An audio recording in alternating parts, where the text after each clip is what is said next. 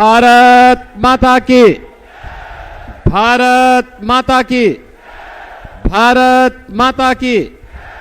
वंदे वंदे वंदे। Bharatiya Janata party के क्षेत्रीय अध्यक्ष श्री सत्येंद्र सिसोदिया जी,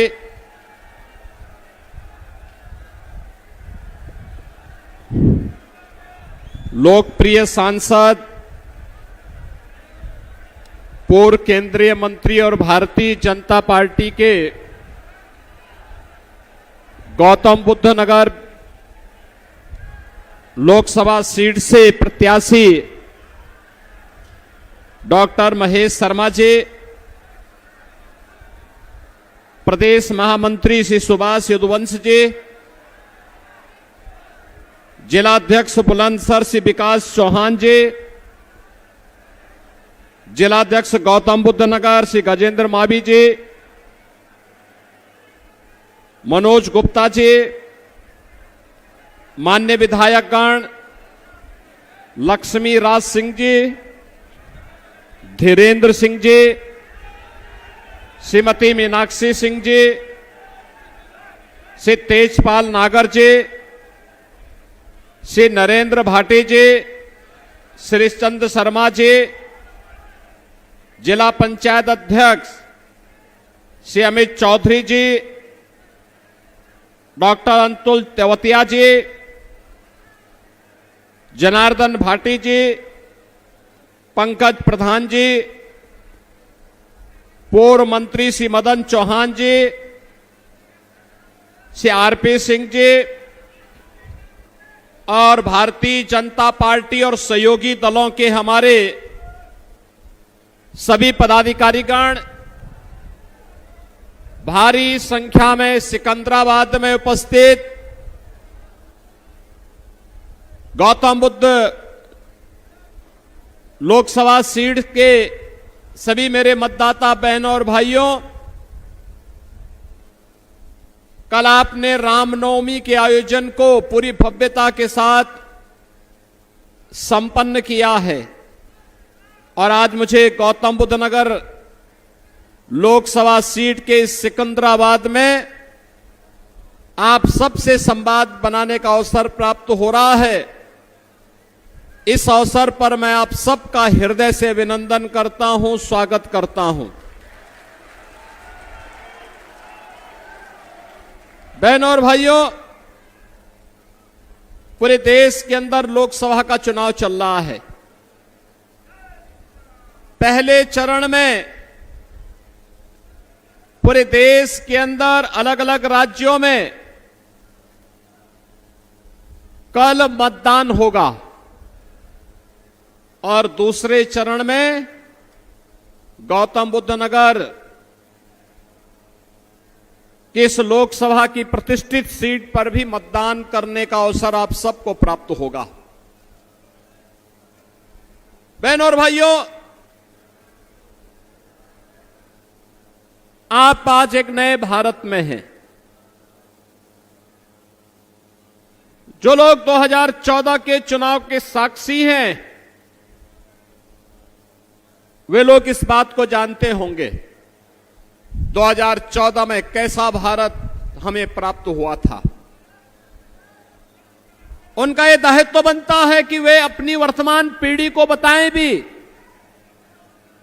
जो नवोदित मतदाता हैं उनको भी बताएं कि 2014 में एक ऐसा भारत था जिसमें परस्पर अविश्वास था, लोगों के मन में आक्रोश था,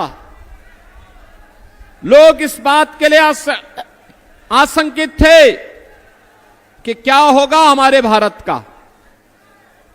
दुनिया में सम्मान घट चुका था, सीमाएं सुरक्षित नहीं थी, देश के अंदर कहीं आतंकवाद, कहीं नक्सलवाद, कहीं अलगाववाद सिर चढ़ करके बोल रहा था, विकास के कार्य ठप पड़ चुके थे, देश की सभी संस्थाओं में भ्रष्टाचार चरम पर पहुंच चुका था, युवा निराश था, किसान आत्महत्या कर रहा था, महिलाएं असुरक्षित थी, और गरीब कल्याणकारी योजनाओं पे डकैती पड़ रही थी। बहनों और भाइयों, हमने बदलते हुए भारत को देखा है। 10 वर्ष में दुनिया में सम्मान बढ़ा है, सीमाएं सुरक्षित हुई हैं, नक्सलवाद और आतंकवाद की समस्या का समाधान हुआ है। हमारे भारतीय जनता पार्टी और भारतीय जनसंघ के समय से हमारे पदाधिकारी नारा लगाते थे कि जिस जहां हुए बलिदान मुखर्जी वह कश्मीर हमारा है। लेकिन बहनों और भाइयों, डॉक्टर श्यामा प्रसाद मुखर्जी जी का बलिदान कश्मीर में 2 विधान, 2 निशान और 2 प्रधान की व्यवस्था को समाप्त करने के लिए हुआ था। और कांग्रेस ने समस्या दी थी, जिसने आतंकवाद फैलाया न जम्मू कश्मीर में, न केवल बल्कि पूरे देश को आतंकवाद की चपेट में ला दिया। रोज विस्फोट होते थे, निर्दोष लोग मरते थे, व्यापारी तबाह होता था, परिवार के परिवार तबाह हो जाते थे और एक कांग्रेस के लोग तमाशबीन बने रहते थे। एक भी बार ये लोग आतंकवाद के खिलाफ बोलने को तैयार नहीं थे। और बहनों और भाइयों, आज आप देख रहे होंगे कश्मीर में धारा 370 समाप्त हो गई। महिलाओं की गरिमा की रक्षा करने के लिए 3 तलाक की कुप्रथा समाप्त हो गई। बहनों और भाइयों, इंफ्रास्ट्रक्चर कैसे होना चाहिए, ये सिकंदराबाद सबसे नजदीक है जेवर के, और जेवर में बन रहा अंतर्राष्ट्रीय एयरपोर्ट आपके सामने एक उदाहरण है। बहनों और भाइयों, एशिया का सबसे बड़ा एयरपोर्ट आपके पास बन रहा है। इसका सर्वाधिक लाभ तो सिकंदराबाद और जेवर को ही होने जा रहा है। यही लोग सबसे ज्यादा लाभ भी लेंगे। हां, अर्थव्यवस्था प्रदेश और देश की इसके माध्यम से सुदृढ़ होने वाली है।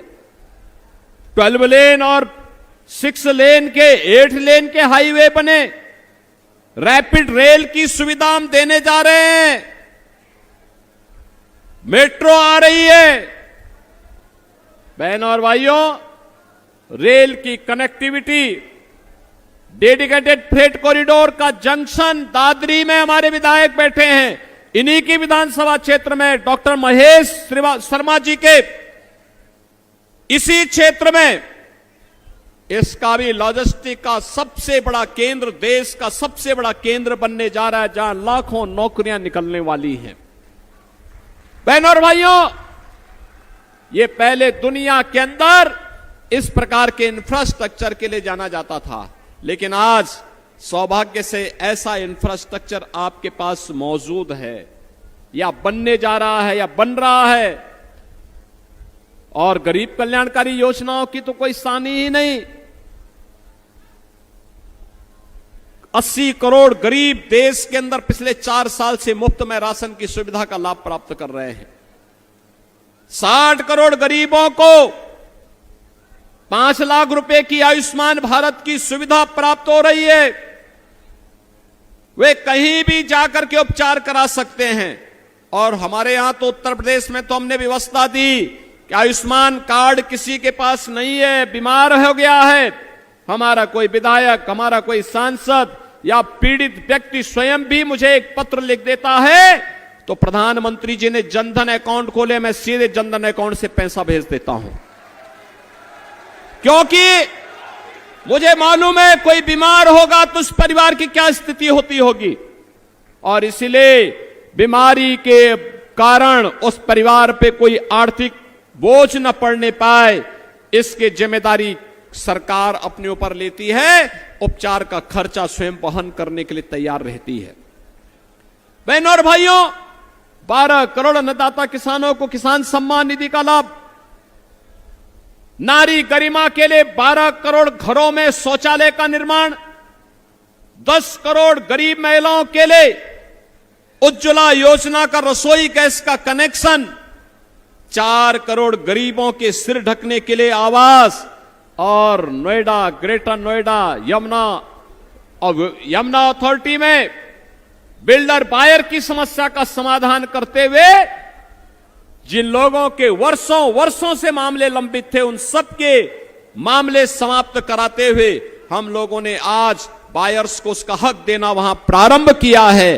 बहनों और भाइयों, ये पहली बार हुआ है। 2.5 करोड़ गरीबों के घर में बिजली पहुंच गई, ये पहली बार हुआ है। ये योजनाएं पहले भी चल सकती थी, लेकिन पहले देश के हित के बारे में सोचने वाले लोग नहीं थे, पहले तो अपने परिवार के बारे में सोचने वाले लोग थे। इसीलिए तो कह रहा हूं, मैं चुनाव नेशन फर्स्ट बनाम फैमिली फर्स्ट के बीच में होने जा रहा है। स्वार्थ के परिवार में और मोदी के परिवार में। मोदी का परिवार 140 करोड़ का भारत है, इसलिए उनके लिए राष्ट्र पहले है, और कांग्रेस, सपा, बसपा इनके लिए अपना परिवार महत्वपूर्ण है, इसलिए अपने स्वार्थ के परिवार के बाहर ये सोच भी नहीं सकते। बहनों और भाइयों, ये जितना भी कार्य हुआ है, चाहे वह सुरक्षा का बेहतर माहौल हो, निवेश का बेहतर माहौल हो, और कल आपने अयोध्या में देखा होगा 500 वर्षों के बाद रामलला को भी अपने जन्मोत्सव के आयोजन को अपनी जन्मभूमि पर बनाने का अवसर प्राप्त हो गया, और सूर्यवंशी राम को भगवान सूर्य की किरणों ने तिलक करते हुए, अभिषेक करते हुए भी आपने देखा होगा। संपूर्ण सनातन भारत आलोकित हो रहा था, उस आभा से आलोकित हो रहा था। बहनों और भाइयों, ये जो सम्मान और गौरव है, ये सुरक्षा है, ये जो समृद्धि है, ये जो गरीब कल्याणकारी योजनाओं का लाभ मिल रहा है, और जो ये सम्मान भारत को मिल रहा है, इसका श्रेय केवल और केवल और केवल किसी एक व्यक्ति को और किसी एक महामना को जाना चाहिए। वह नाम है श्री नरेंद्र मोदी का। मोदी जी के नेतृत्व में यह सब हुआ है, और इसीलिए हम लोग आए हैं आपके पास कहने के लिए कि बहनों और भाइयों, मोदी जी के नेतृत्व में जो नए भारत का हम दर्शन कर रहे हैं, इस नए भारत को आत्मनिर्भर भारत, इस नए भारत को विकसित भारत, और इस नए भारत को ग्लोबल लीडर भारत के रूप में दुनिया के सामने प्रस्तुत करने के लिए तीसरी बार मोदी जी को फिर से प्रधानमंत्री बनना आवश्यक है। और बहनों और भाइयों, तीसरी बार मोदी जी को प्रधानमंत्री बनने से के लिए आवश्यक है डॉक्टर महेश शर्मा जी तीसरी बार यहां से सांसद बनकर के चुन करके जाएं। बहनों और भाइयों, जैसे एक सकारात्मक सोच के साथ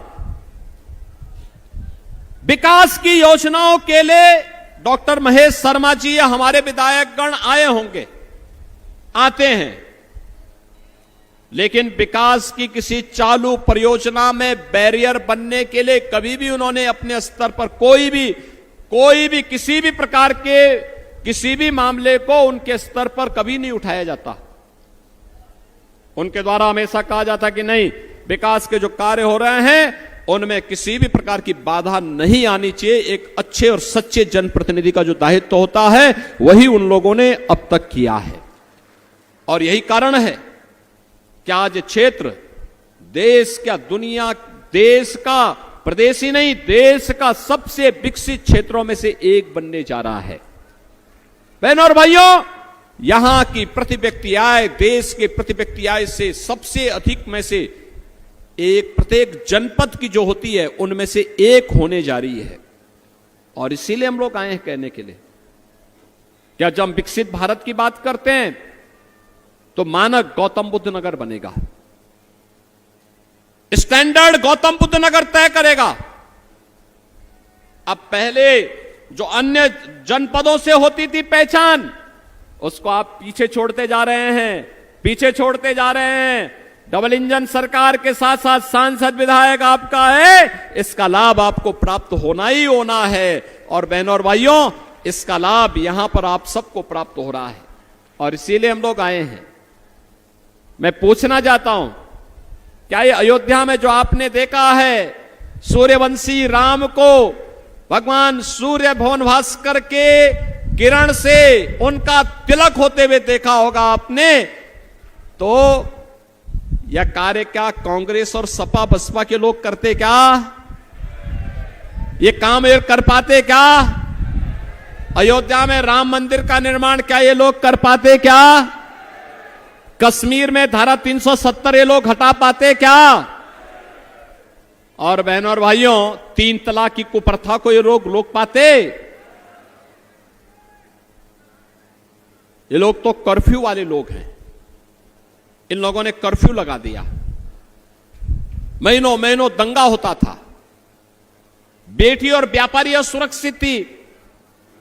आज हमारे प्रदेश में कर्फ्यू नहीं है, आज तो शानदार तरीके से कावड़ यात्रा निकलती है। कावड़ यात्रा, अंतर स्पष्ट है, फर्क साफ है।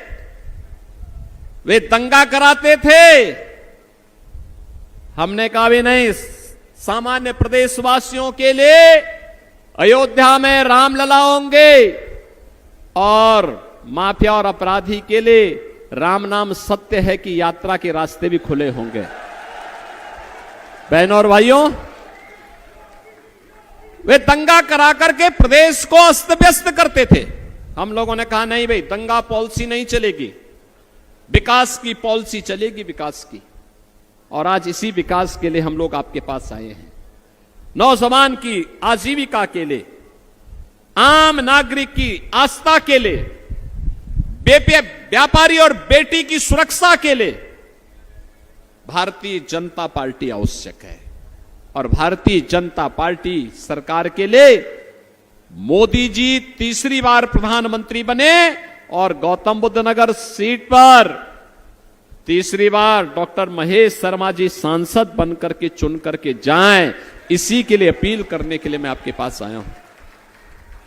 बहनों और भाइयों, बड़े उद्देश्य के लिए हमें स्थानीय उन विवादों को समाधान करना होगा। चुनाव में लोग आएंगे, तमाम प्रकार के लोग आएंगे, कोई जाति का सहारा लेगा, कोई क्षेत्र का सहारा लेगा, कोई तमाम अन्य सहारा लेगा। उस समय सबसे कहना कि भाई देखो, चुनाव के बाद आ जाना। आज तो हमारे पास एक ही कार्य है और वह है एक राष्ट्रवादी और विकास परक सोच वाली हमें सरकार चाहिए। और सरकार केवल मोदी जी दे सकते हैं। वह केवल कमल के फूल से ही संभव हो पाएगा। हमें कमल के फूल के बारे में सोचना है और कमल के फूल के लिए ही आप सबसे अपील करने के लिए आज मैं यहां पर सिकंदराबाद में मैं आया हूं। बहनों और भाइयों, चुनाव के दौरान यह भी संभव नहीं हो सकता, बहुत बार होता है, हर व्यक्ति की अपेक्षा भी होती है कि प्रत्याशी हमारे द्वार में आ जाए, संभव नहीं होता। एक प्रत्याशी के लिए बहनों और भाइयों 2000 से अधिक गांव होते हैं और 14 दिन का केवल चुनाव होता है। 14 दिन में इसी में संगठन की बैठक भी, इसी में व्यवस्था की तैयारी भी, इसी में बैग भी तैयार करने होते हैं, इसी में और भी तमाम कार्यक्रम होते हैं, सभाएं भी हो गई और तब भी घर घर प्रत्याशी जाए, यह संभव नहीं होता। 5 साल दौड़ाइए, 5 साल बुलाइए। चुनाव के दौरान बहनों और भाइयों, आप सबको ही डॉक्टर महेश शर्मा बनना पड़ेगा, सबको। इसीलिए मैं अपील करने के लिए आपके पास आया हूं। और बहनों भाइयों, इसीलिए घर घर जाकर के 26 अप्रैल तक चुनाव में कुछ गर्मी बढ़ेगी और इसलिए बहनों और भाइयों, मैं आपसे अपील करने के लिए आया हूं। मतदान, पहले मतदान होना है। कल पहले चरण का होगा, दूसरे चरण में आपको मतदान करना है। और मतदान के लिए सर्दी, गर्मी, धूप किसी की भी परवाह के बगैर, लू की परवाह के बगैर हमारा प्रयास होना चाहिए। पहले 3 घंटे में ही 50% से अधिक मतदान हम अपने स्तर पर करवाने की तैयारी कर लें। सहमत हैं? सहमत हैं? मोदी जी को फिर से प्रधानमंत्री देखना चाहते हैं? देश को सुरक्षित रखना चाहते हैं? भारत की आस्था का सम्मान करना चाहते हैं? युवाओं की आजीविका को सुदृढ़ करना चाहते हैं? विकसित भारत बनाना चाहते हैं? डॉक्टर महेश शर्मा जी को इसके लिए चुनाव जिता के भेजना पड़ेगा। सहमत हैं? सभी लोग सहमत हैं? तो कमल चुनाव चिन्ह पर घर घर जाने का दायित्व मैं आपको सौंपता हूं। आप सब सहमत हो तो मेरे साथ बोलेंगे, भारत माता की, भारत माता की, भारत माता की।